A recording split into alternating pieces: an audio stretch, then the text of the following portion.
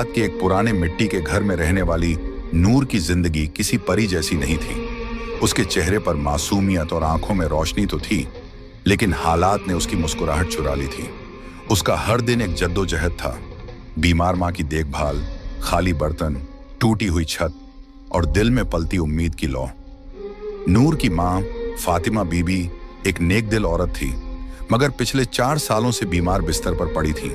शरीर जर्जर, दवा के पैसे नहीं और कोई करीबी रिश्तेदार पास भी नहीं आता था।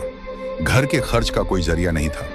कई रातें यूं ही भूखे पेट गुजर जाती, मगर नूर कभी भी अपने रब से शिकवा न करती। हर सुबह नूर फज्र की अजान पर उठती, अपने पुराने से जानामाज पर सजदा करती, फिर कुरान पाक की तिलावत करती। उसकी दुआओं में एक ही इल्तिजा होती, या अल्लाह मेरी माँ को शिफा दे और हमें हलाल रोजी का जरिया अता फरमा। गांव में बहुत से लोगों ने उसे बुरे रास्तों की सलाह दी। कुछ ने शादी का लालच दिया तो कुछ ने नौकरानी बनाने की पेशकश। बट नूर हर बार सिर्फ एक जवाब देती, मेरे रब ने जो लिखा है वही बेहतर है, मैं अपना सब्र नहीं बेच सकती। फिर एक दिन गांव की एक बूढ़ी औरत ने उसे बताया कि जंगल के किनारे एक वीरान हवेली है, जहां सालों से कोई टिकता नहीं, मगर अब मालिक लोग शहर में हैं और वहां काम करने वाले की जरूरत है। मेहनत का अच्छा पैसा मिलता है। नूर ने माँ की आंखों में झांक कर देखा, कमजोरी, दर्द और बेबसी। उसने फैसला कर लिया, अगर हवेली में शैतान भी हो तो अल्लाह की कलमा और तिलावत के साथ जाऊंगी।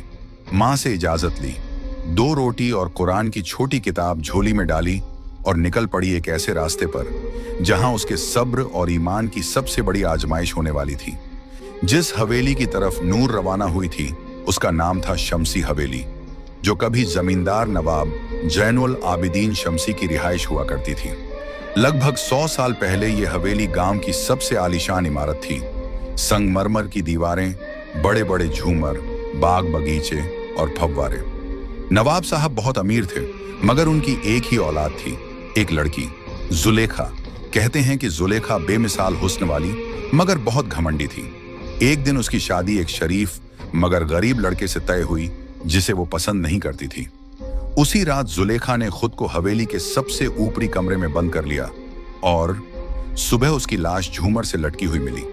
मगर अजीब बात यह थी कि उसके चेहरे पर गुस्से की शिकन थी, जैसे वो मरने के बाद भी किसी से नफरत कर रही हो।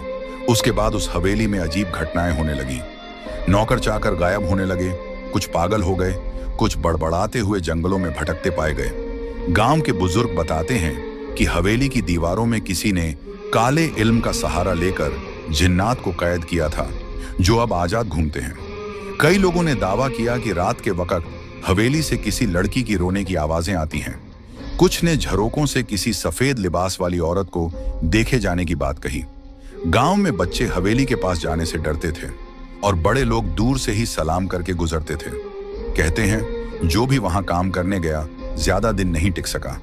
कुछ ने डर के मारे छोड़ दिया और कुछ हमेशा के लिए गायब हो गए। लेकिन नूर ने जब ये सब सुना तो सिर्फ एक बात कही, अगर ये हवेली जिन्हों की है तो मेरा रब भी रब्बुन्नास, मलिकिन्नास, इलाहिन्नास है। और इसी यकीन के साथ वो उस हवेली के फाटक से अंदर दाखिल हुई, जहां दीवारों की दरारों में वक़्त छुपा हुआ था और हवाओं में जुलेखा के शिकवे अब भी गूंजते थे। शमसी हवेली की दीवारों में बसी वह अदृश्य साया कोई आम जिन्न नहीं था। उसका नाम था कामिल, और वह न तो पूरी तरह से जिन्न था, न ही पूरी तरह इंसान। वह उन रूहानी जिन्हों में से था जो पहले इबादत गुजार और फरिश्तों की तरह पाक हुआ करते थे। उसका रिश्ता अल्लाह से गहरा था और वह जन्नत में दाखिल होने वाले जिन्नात की फहरिस्त में था। मगर सैकड़ों साल पहले एक इम्तिहान ने उसे तोड़ दिया। कामिल को एक इंसानी लड़की से रूहानी मोहब्बत हो गई थी।